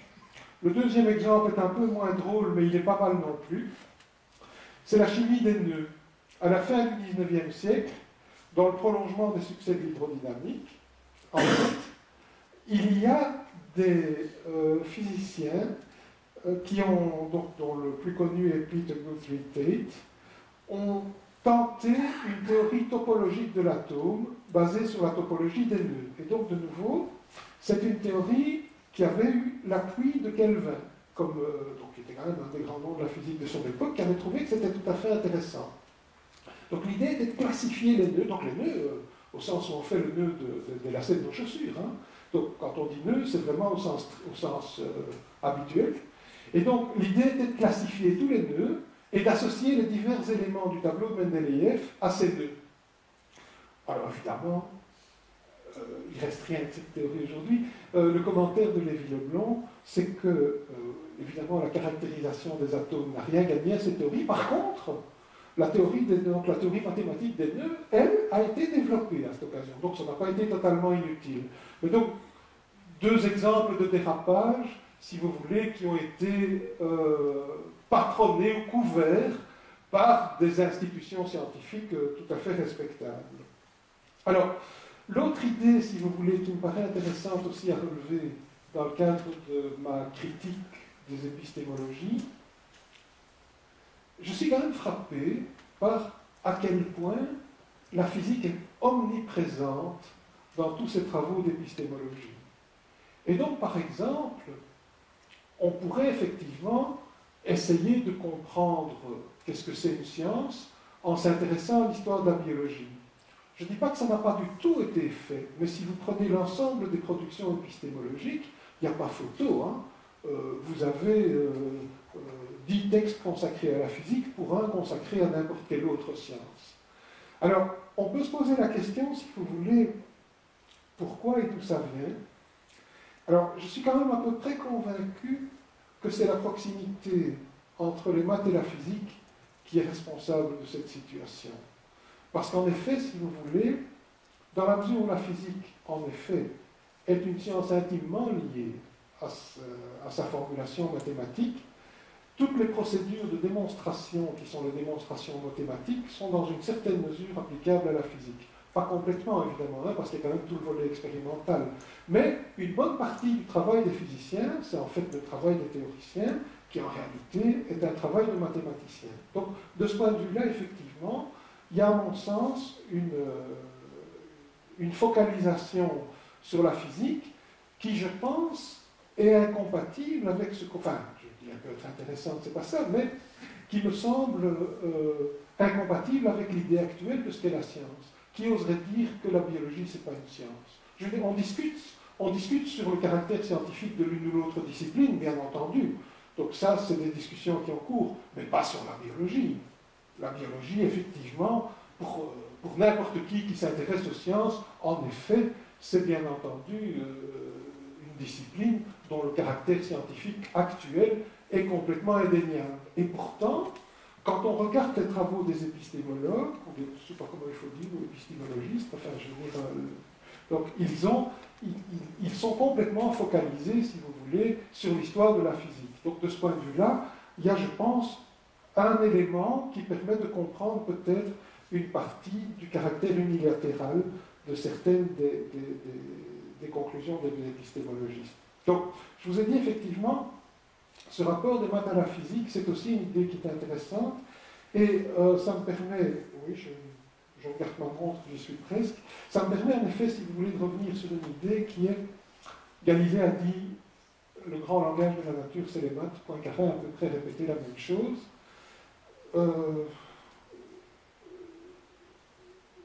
Je voudrais aussi continuer à m'appuyer sur Lévi Leblond, qui part en guerre contre cette idée, en disant, en réalité, pour la physique, c'est vrai. Et il explique que le rapport de la physique aux maths est un rapport de type constitutif. Les objets de la physique sont largement des objets mathématiques. Une force, c'est un vecteur. Et vous aurez du mal, si vous voulez, à définir autrement qu'une force, un vecteur. En mécanique quantique, les objets de base sont les éléments d'un espace vectoriel. Et si vous essayez d'expliquer à un étudiant autrement que comme un élément d'un espace vectoriel ce que c'est qu'un état quantique, vous aurez vraiment beaucoup de mal. Je pense que c'est probablement impossible. On peut parler aussi de l'importance des groupes de symétrie dans la définition actuelle, dans la définition moderne des particules. Donc tout ça est complètement vrai pour la physique. Ce type de rapport, mais constitutif, entre les maths et la physique est unique. Ce n'est pas le cas pour la biologie, ce n'est pas le cas pour la géologie, pour m'en tenir à des disciplines dont le caractère scientifique n'est pas discuté. On utilise, on fait des calculs, hein, en géologie ou en biologie, bien entendu, c'est pas ça que je veux dire, mais les objets, une cellule, c'est pas un objet qui relève, une cellule n'est pas un objet qui relève des maths. On peut expliquer ce que c'est une cellule et définir une cellule, et c'est pas quelque chose qui prend place dans le cadre d'une théorie mathématique ou d'une construction mathématique. Donc je pense qu'en effet, ce rapport est un rapport qui est typique de la physique et qui n'est pas généralisable aux autres sciences. Alors je reviens ici effectivement sur méthode ou contenu, c'est ce que je vous ai déjà dit tout à l'heure. Feyerabend a raison de souligner que la formidable régression constitue le départ entre Popper et ses adversaires néopositivistes par rapport au débat de la fin du 19e, illustré par le duel Mach-Poincaré, Boltzmann et Demine, est une terrible régression. J'acquiesce. Enfin, c'est vraiment, si vous voulez, le sentiment que j'ai aussi. Je pense qu'effectivement, ces discussions de la fin du 19e, où je répète, on entrait dans le contenu des théories, étaient des discussions probablement plus riches que celles qui sont exclusivement de type méthodologique. Les bouquins en question, pour chacun d'eux, c'est ceci. Donc, Duhem, théorie physique, son objet et sa structure. Mach, 1883. Ludwig Boltzmann, qui était un atomiste. Il a écrit un très beau papier qui s'appelle Modèle et qui est dans l'Encyclopédia Britannica en 1902. Poincaré, La science et l'hypothèse, et Lénine, Matérialisme et empiriocréticisme. Tout ça, si vous voulez, c'est un paquet qui entre dans le même type de discussion. Donc, l'ostracisme, si vous voulez, pour moi, c'est un ostracisme sur la référence au réel. Et je pense que c'est ça qui a derrière la primauté qui est donnée aux arguments de type méthodologique. Mais ce que je fais ici, c'est évidemment une prise de position de type philosophique. Mais je suis convaincu que la plupart des scientifiques de la nature ou des sciences dures sont animés par le même type de préjugés ou d'a priori philosophiques, en disant, si vous pensez que réellement les constructeurs du CERN ne sont pas convaincus qu'en analysant les collisions de particules qu'on provoque au CERN, ils vont progresser dans la connaissance de l'univers, alors je crois que vous vous trompez sur ces physiciens ou sur ces constructeurs. Je crois que réellement, tous sont convaincus qu'ils approchent le réel. Alors, moi je suis assez d'accord, si vous voulez, en disant que finalement, oui, les connaissances qu'on peut avoir sont de type historique et relatives dans un sens tout à fait précis. Dans le sens, si vous voulez, que d'abord elles sont nées dans un contexte donné, et qu'elles sont susceptibles d'être améliorées ou d'être enrichies. Donc évidemment, à ce titre, toutes nos connaissances sont historiques et elles sont relatives par rapport à ce qui précède, par rapport à ce qui suit. Mais en même temps, tout ça s'accompagne d'un mouvement général qui me paraît, personnellement, mais je pense que je ne suis pas le seul à penser comme ça, incontestable en termes de les représentations successives qu'on se fait du réel sont de plus en plus précises et s'en rapprochent de plus en plus.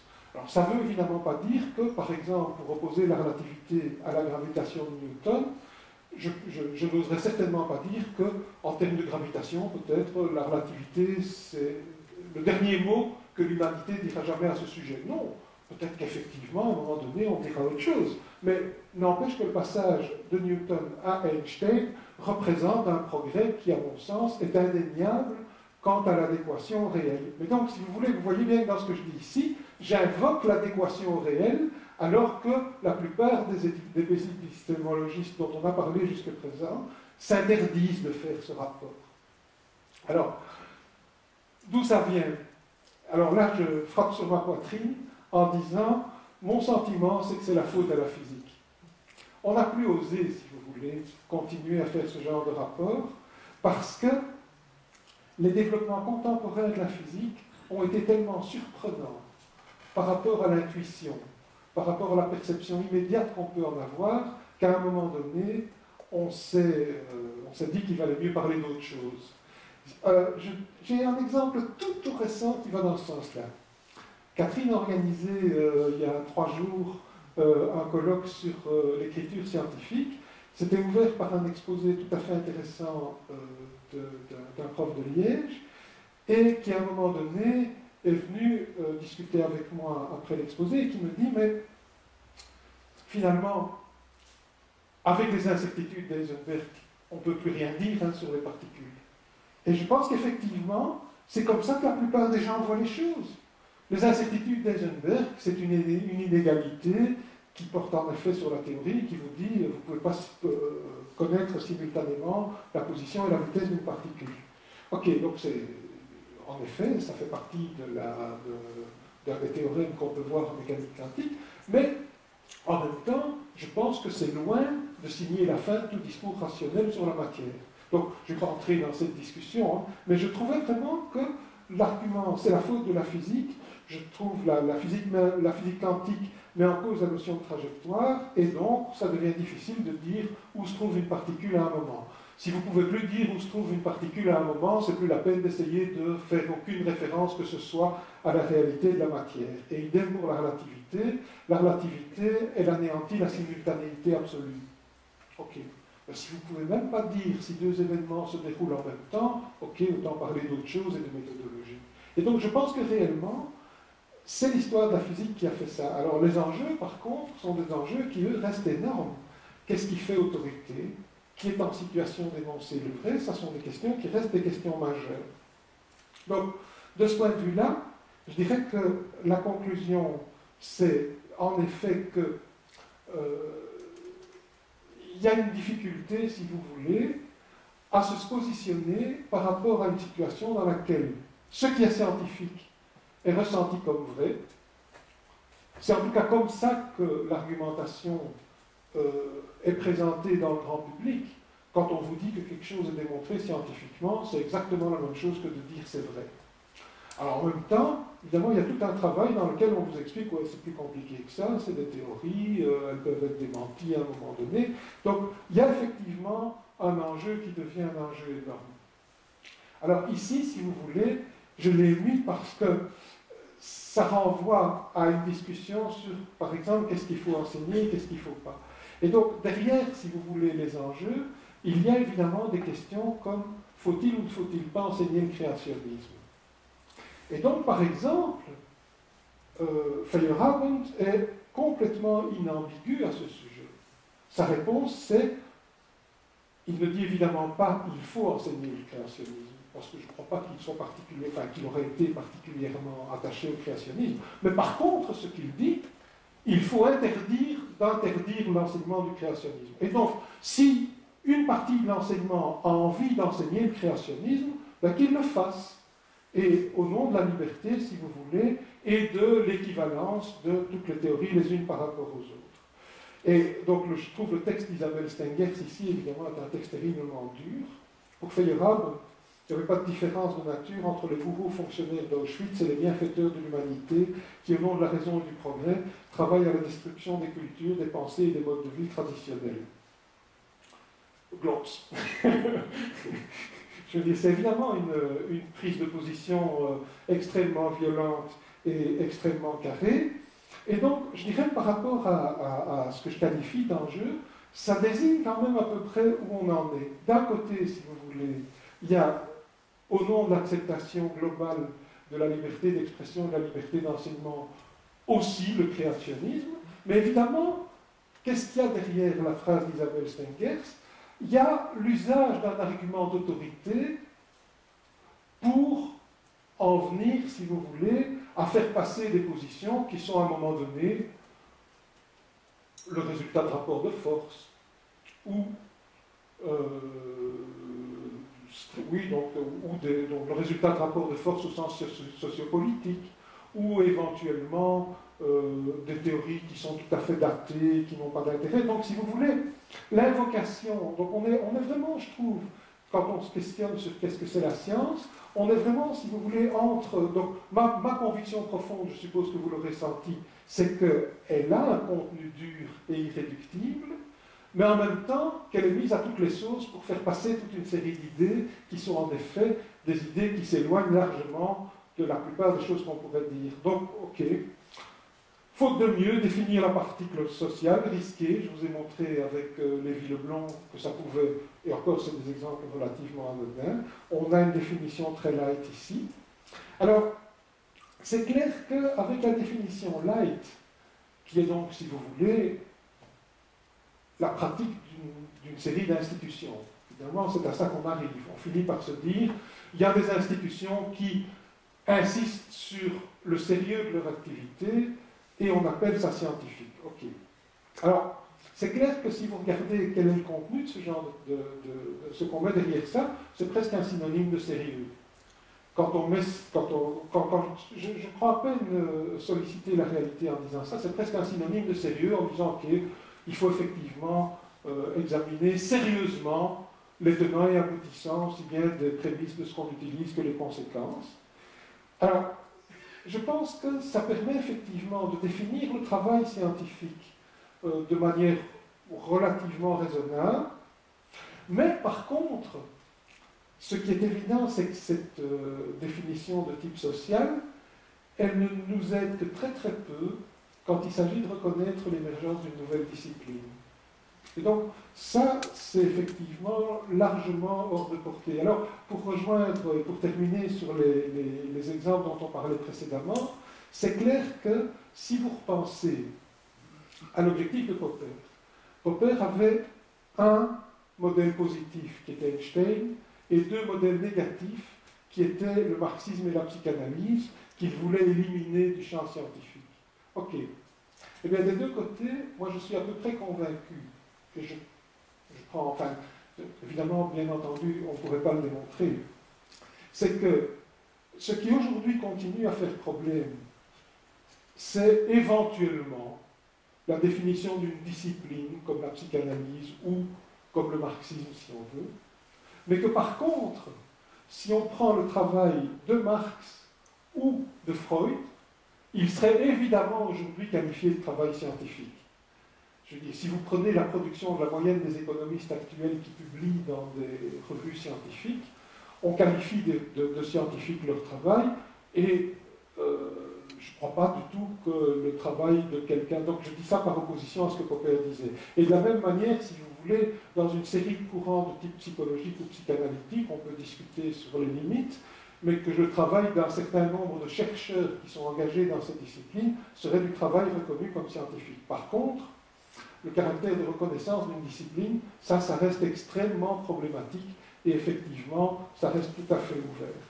Et donc, on est, si vous voulez, confronté à deux possibilités, à deux écueils entre lesquels on est amené à naviguer. Ou bien la science bras armée des normalisateurs en tout genre.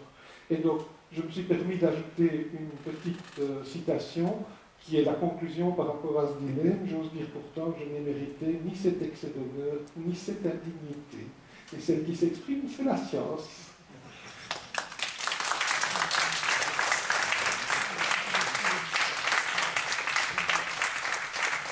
Ça, c'est pour mettre après. Donc, c'est les conseils de lecture Chalmers, qu'est-ce que la science? C'est un peu un résumé de Popper, Kuhn, Lakatos et Feyerabend, qui est bien foutu, je trouve, tout à fait intéressant. Alors j'aime beaucoup, comme vous l'aurez sans doute senti dans mon exposé, j'aime beaucoup les bouquins de Lévy-Leblond, dont ceux que j'ai cités là. Et enfin, j'ai terminé par une citation. Comme tous les jeunes gens, j'étais bien parti pour être un génie, mais malheureusement, j'ai appris à rire. Peut-être que ça peut effectivement donner un commentaire sur ce qu'on a fait ici. Alors, quand même, avant qu'on se quitte, je veux quand même vous dire une chose. Ceci, c'était le dernier exposé du cycle. Et donc, comme c'était le dernier exposé du cycle, je reprends ma casquette de plus ou moins organisateur du cycle. Et je trouve quand même que vous avez fait preuve d'une telle fidélité, d'une telle patience au cours de tout ce cycle, d'un tel intérêt, j'espère aussi, que je trouvais que c'était triste de se quitter comme ça, et je vous propose qu'on prenne un verre avant de se quitter. Je vais aller chercher ce qu'il faut pour faire ça dans le bureau qui est un peu à côté. Merci encore. Oui. Alors, c'est vrai que je dis ça, mais il y a une tradition à laquelle je n'ai pas sacrifié pour le moment, c'est les questions. Peut-être je vous ai... J'ai inversé l'ordre de la proposition. On peut continuer en bavardant gentiment, si vous voulez. À moins que... Enfin, je dis ça comme ça. Hein. Ok. Donc je vais chercher les nourritures terrestres et les boissons terrestres.